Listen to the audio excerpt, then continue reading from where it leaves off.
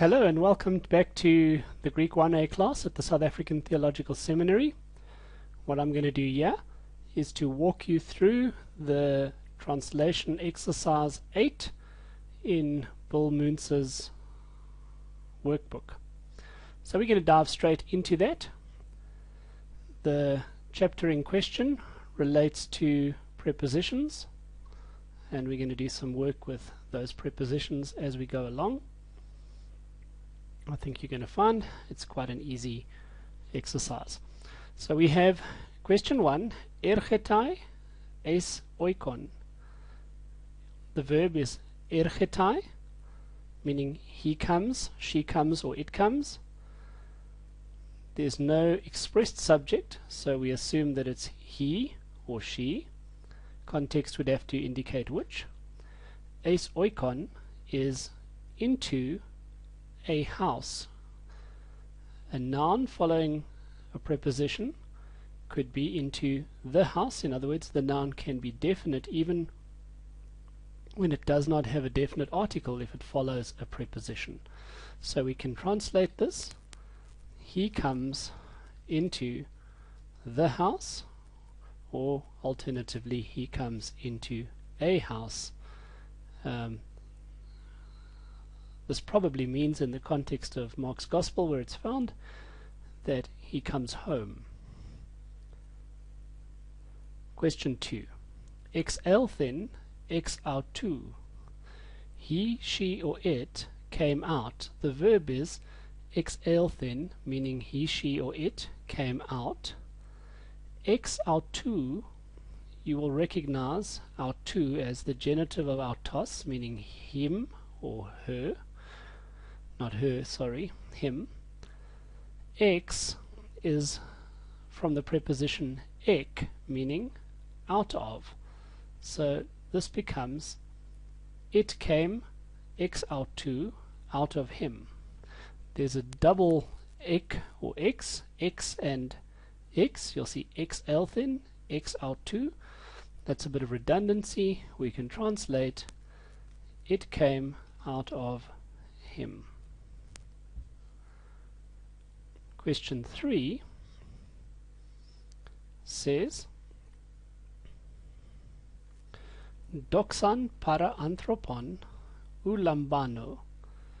Doxan para anthropon ou lambano. The verb is lambano, meaning I receive, and it's negated here, so ou lambano, I do not receive. Let's put that down. I do not receive. So, ulambano, I do not receive. Doxan is in the accusative case, which means it is likely functioning as the direct object of the verb. Doxa means glory. Doxan, glory. I do not receive glory. Para anthropon. Para anthropon. Para, the preposition, has a wide range of meanings. Anthropon, anthropon actually, means of men. It's the genitive of anthropos, literally of men. Put together with para in the genitive case, para anthropon would seem to mean I do not receive glory from men. So, doxan para anthropon, ulambano, I do not receive glory from men. Moving to question number 4. Elalesen ho Jesus en parabolais tois ochlois. Elalesen ho Jesus en parabolais tois anthropos. Tois ochlois. Let me say that again. Question 4. Elalesen ho Jesus en parabolais tois ochlois. We start by looking for the verb. It is here. Elalesen, he, she, or it spoke. Next we look for a noun in the nominative case, which might function as the subject of the verb. Here we have it. Ho Jesus is in the nominative case. So if we put them together, we get Elalesen ho Jesus, which means Jesus spoke. Let's write that down. Jesus spoke en parabolais. The preposition en means in. It always takes a dative case. So parabolais is the dative plural of parabole. En parabolais, in parables. Tois ochlois is from ochlos, meaning crowd. Tois ochlois is dative plural, and the dative means to, the indirect object, so to the crowds. So if we put it together, we get Jesus spoke in parables to the crowds. Elalesen ho Jesus en parabolais tois ochlois. Let's move on to question number 5. Kai e baptizonto hup autu en to Jordane. Kai e baptizonto hup autu en to Jordane. The verb is e baptizonto, meaning they were being baptized. Kai, you know well, means and. So we have and they were being baptized.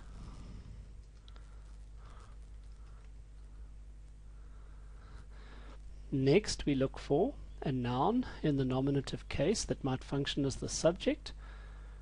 Hupautu, that's definitely not nominative.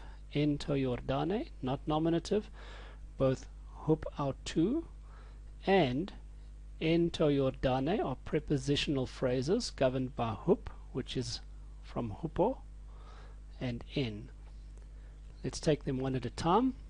Hupautu, hupo, when it's used with a genitive, often means by, and it expresses the agent who performs the action of a passive verb, which is what we have here. So they were being baptized. Hupautu, autu is from autos, hupautu, by him.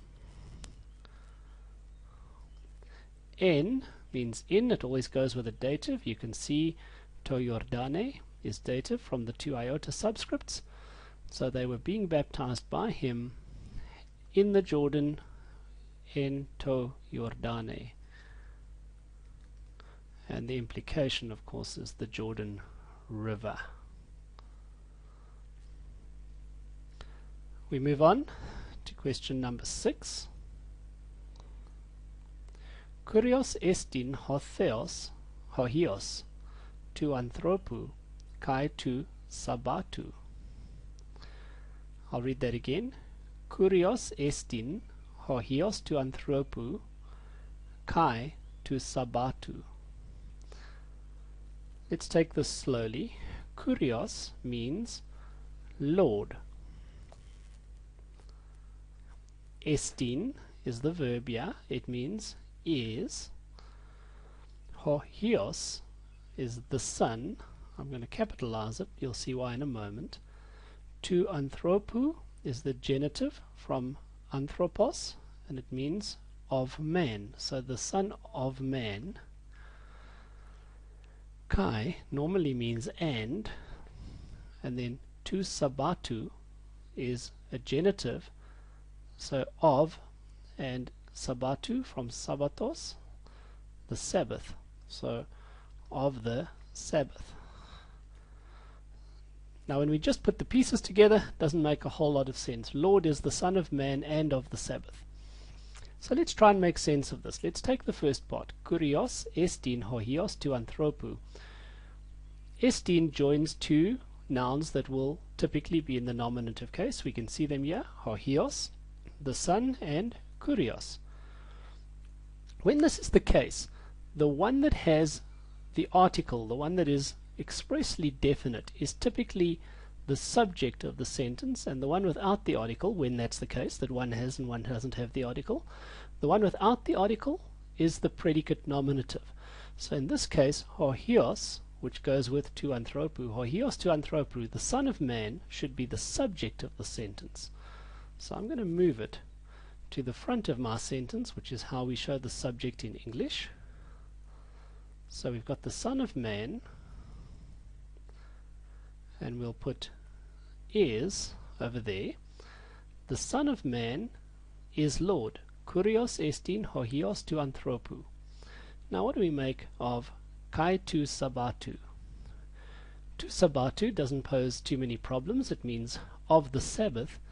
You need to know that the word kai, normally meaning and, in some contexts means even, and that's its meaning here. Even or also of the Sabbath, or even of the Sabbath. So we can translate it as even, and then the sentence makes sense. The Son of Man is Lord even of the Sabbath. Kurios estin hohios tu anthropou, kai tu sabatu. We proceed to question number 7, which says, kai egeneto en ekenais tais hemerais, elthen Jesus apo Nazaret tes Galileas, kai e baptiste eston Jordanen hupo Ioannou. This is quite a mouthful. Again, we're going to try and work through it little by little. There's a verb right at the start of the sentence, egeneto. This means it came to pass, or it happened. Kai egeneto, and it came to pass. So let's again just write that down and make a start here. So we'll say, and it came to pass. En ekenais tais hemerais. En ekenais. Ekenais is the dative plural of ekenos. It's feminine in form. And you can see the preposition en, which always takes the dative. This is a good indication that what follows is in fact a dative. So en ekenais tais hemerais means in those days. Came to pass in those days. Eilthin, he, she, or it came. So it came to pass in those days is an introductory phrase here.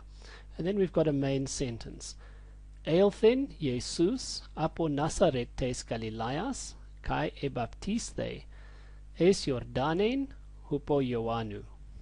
Let's work through that slowly. It's going to need a that to make sense of it in English. It came to pass in those days that. Eilthin is he came or he went.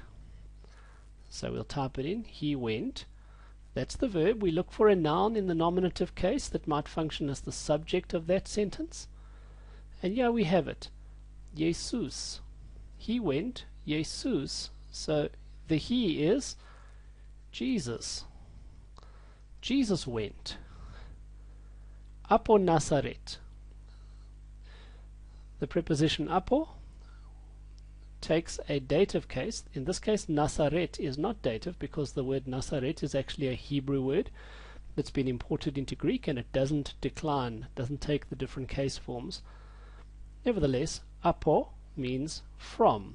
So apo Nazaret, tes Galileas, tes genitive singular form. So from Nazareth of Galilee, of the Galilee, but nevertheless. So he went from Nazareth of Galilee. Kai e baptiste, Mounts tells you this means he was baptized, and he was baptized. Eston Jordanen, in the Jordan, into the Jordan if you wish. Es normally has the sense of into, but sometimes means pretty much the same as in. Eston Jordanen, we would say in English he was baptized in the Jordan. Hupo Ioannou, hupo with the genitive describes the agent who performs an action. Hupo Ioannou, by John. Quite a mouthful, but not too difficult when you decode it, right? Kai egeneto en ekenais tais hemerais, and it came to pass in those days that Elthen Jesus apo Nazaretes Galileas, that Jesus came from Nazareth in Galilee. Kai e baptiste es Jordanen upo Ioannu. Note that Nazareth of Galilee we would typically write in English as Nazareth in Galilee, and that would make more natural English reading. Question number 8. Ho theos agape estin, kai homenon en te agape en to theomene, kai ho theos en auto mene. This is a compound sentence. It's made up of several independent clauses. The first one is ho theos agape estin. Remember I told you estin joins two nouns in the nominative case, in this case theos and agape. When that's the case, the one that has the article, if it's true that only one has the article, the one that has the article is the subject of the sentence. So we can translate ho theos agape estin as God is agape love. Famous statement from 1 John. Then he says kai homenon, and homenon, the one remaining, the one who remains if you wish, en te agape. En means in, and it takes a dative. Te agape is in fact dative, so we can say and the one remaining en te agape, in, we wouldn't write the article in English, so I'll put it in square brackets, in the love, en to theo mene, the one remaining in love remains mene what? En to theo, in God. Kai ho theos en auto mene, and ho theos, God, what's the verb here? Mene, he remains, en auto, in him, and God is the subject, ho theos, and God remains in him. So we put it together and we have God is love, and the one remaining in love remains in God, and remains in God, sorry I messed that up, and God remains in him. Ho theos agape estin, God is love, kai homenon en te agape en to theomene, and the one remaining in love remains in God, kai ho theos en auto mene, and God remains in him. Question 9.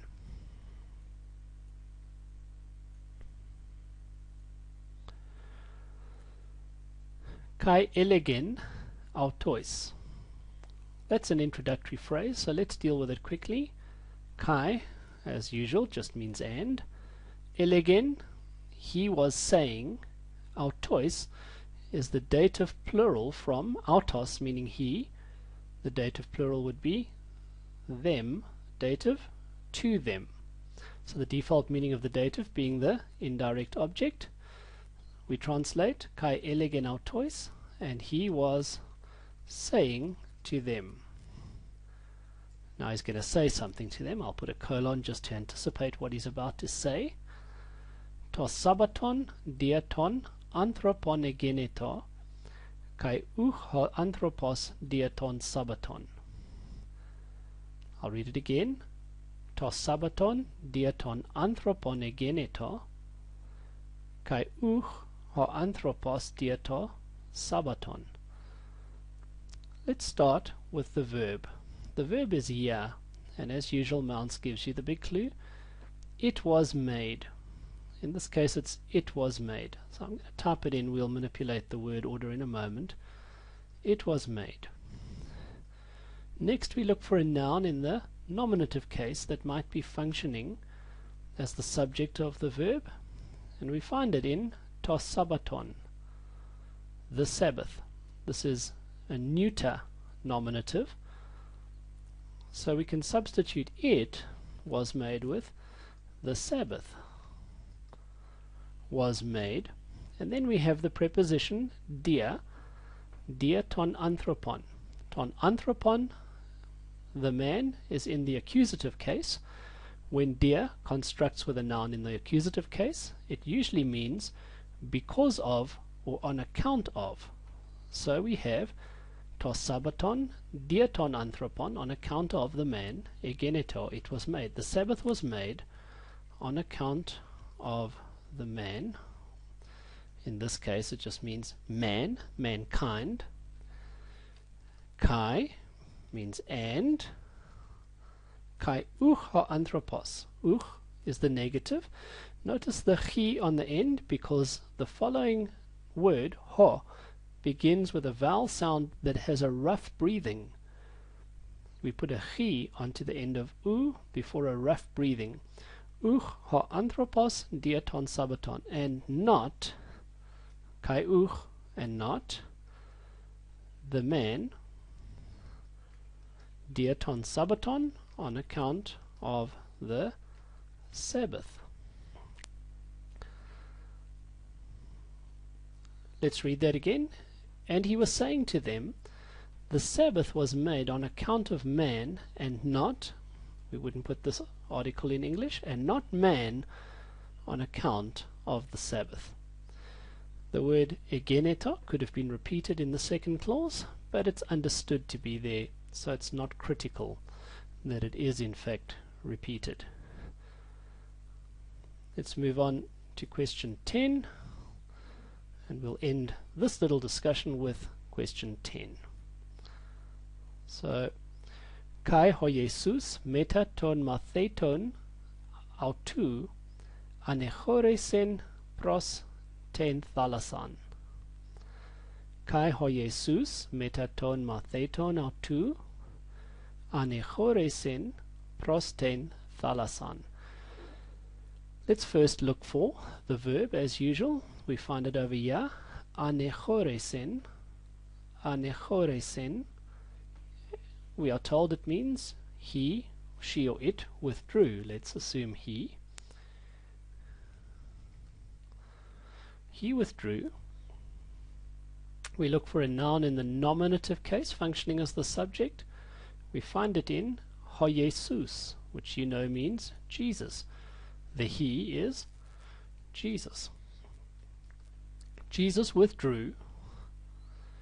Let's quickly look at this prepositional phrase, meta ton matheton. Meta, with the genitive, means with.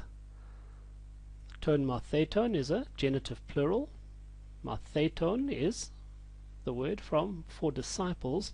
So meta ton matheton means with his disciples. In other words, it was Jesus with his disciples withdrew. Well, I didn't say it specifically, but autou is where we get his.